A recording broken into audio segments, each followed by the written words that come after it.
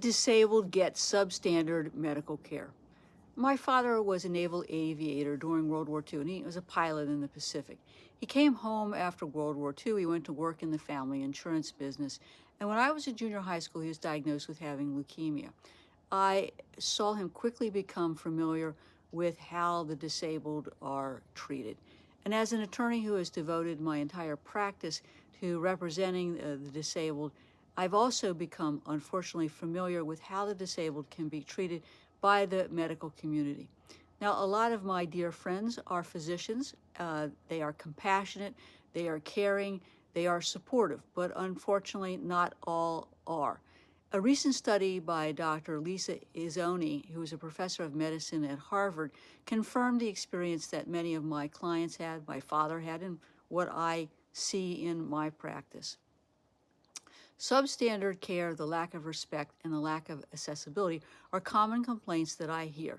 Now, what's interesting about Dr. Izzoni's study is that she granted the family physicians and specialty physicians who were involved in this discussion and asked them to participate anonymously.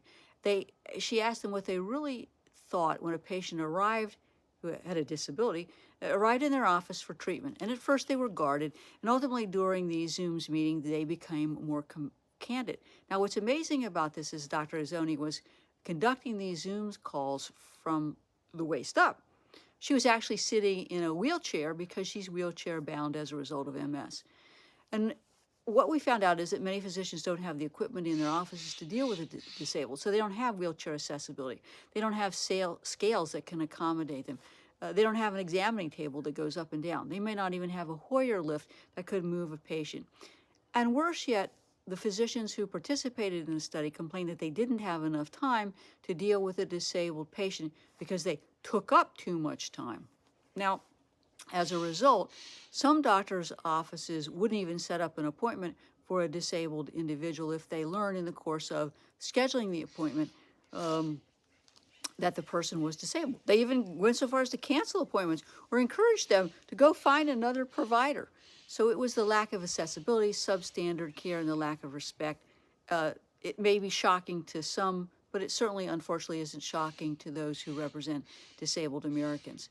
What can you do? Well, I think you can ask friends, family, local support groups, or even attorneys like myself for recommendations for compassionate, caring physicians who are also willing to support your claim and complete forms called residual functional capacity forms. I would hope that in medical schools start teaching not only compassion and ethics, but how to deal with disabled patients in a respectful manner. Don't you agree?